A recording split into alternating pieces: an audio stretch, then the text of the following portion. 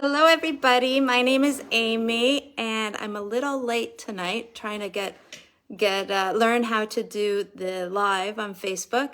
I'm super excited to be here and I'm super excited that I can read to you for the first time today in English. So I hope you enjoy the story. It is called Paddington in the Garden. Paddington Bear has lots of fun books to read, and I hope you like this one too.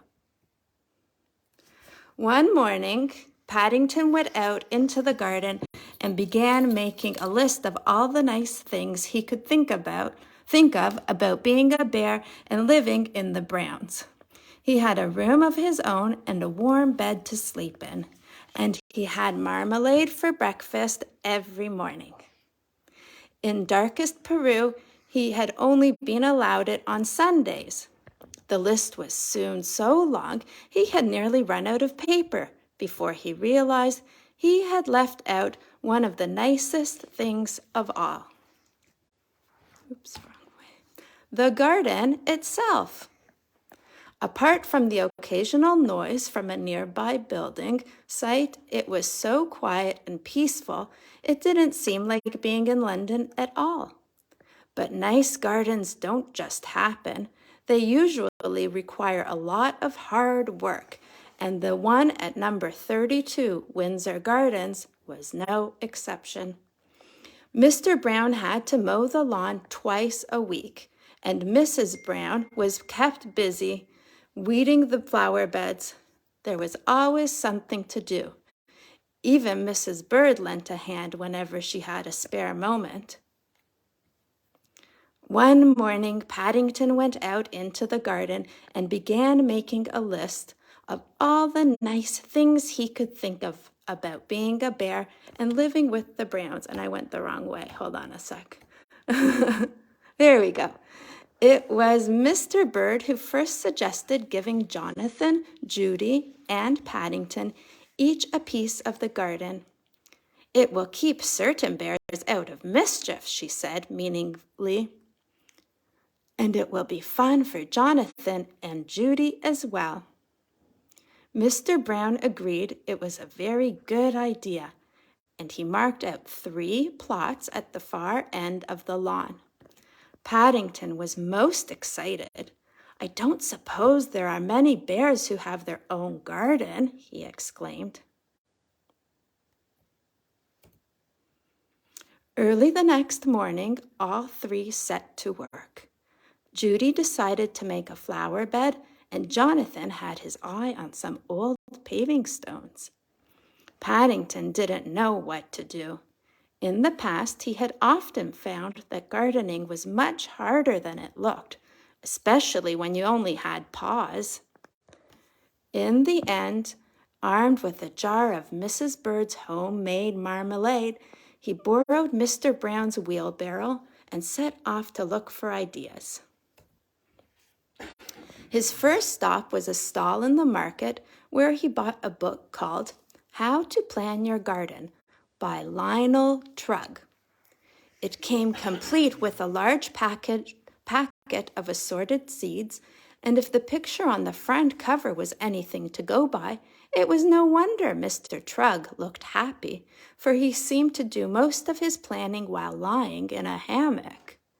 By the end of the book, without lifting a finger, he was surrounded by blooms. Paddington decided it was very good value indeed, especially when the owner of the stall gave him 2 pence change. By the time Paddington reached the building site near the Browns' house, it was the middle of the morning, and the men were all at their tea break. Placing his jar of marmalade on a wooden platform for safekeeping, he sat on a pile of bricks for a rest while he considered the matter. There was no one about, and there was a ladder nearby. Mr. Trugg was quite right.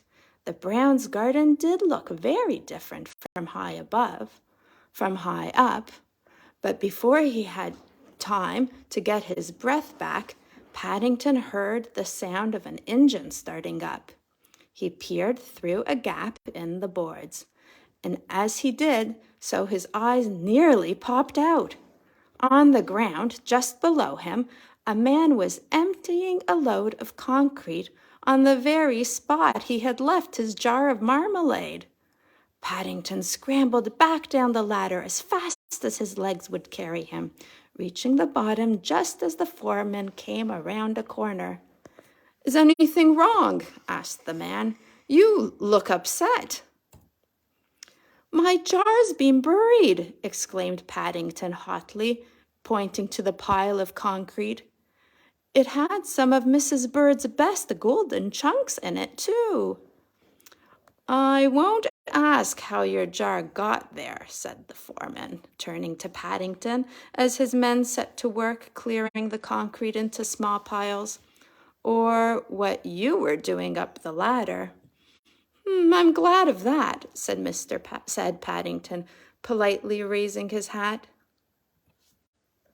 Suddenly, there was a whirring sound from somewhere overhead, and to Paddington's surprise, the platform landed at his feet. "My marmalade!" he exclaimed thankfully. "Your marmalade?"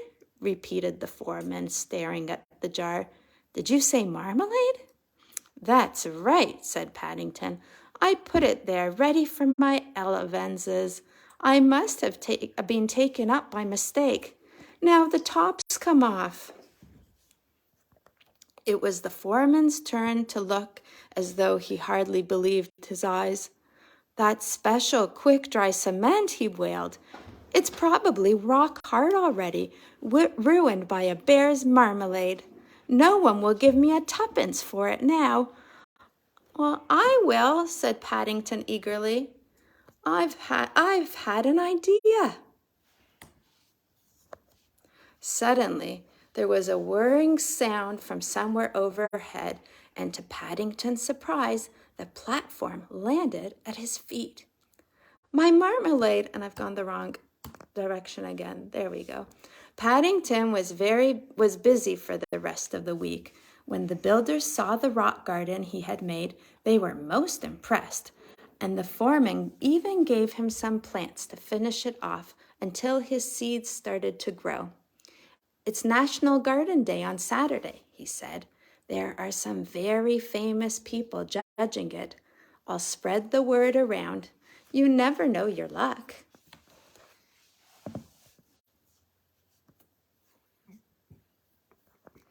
The foreman was as good as his word, and on Saturday, half the neighborhood turned up at number 32 Windsor Gardens to see the judges arrive.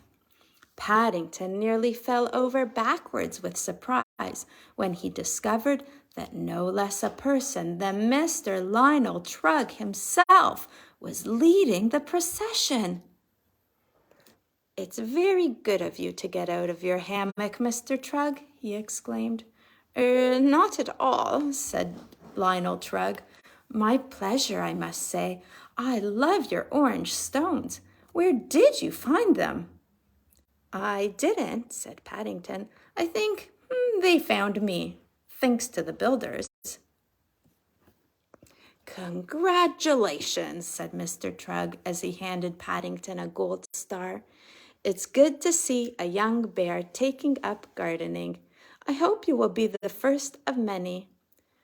"Who would have believed it?" said Mr. Brown as the last of the crowd departed. "You must write and tell Aunt Lucy all about it," said Mrs. Bird.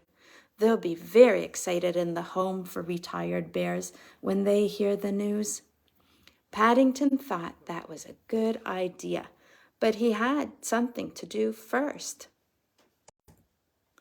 He wanted to add one more important item to his list of all the nice things there were about being a bear and living with the Browns. "Having my own rock garden." And he signed his name and added his special paw print just to show it was genuine. So I hope you enjoyed the story. Take care, and I hope we can do this again. Take care. Good night, kids. Good night.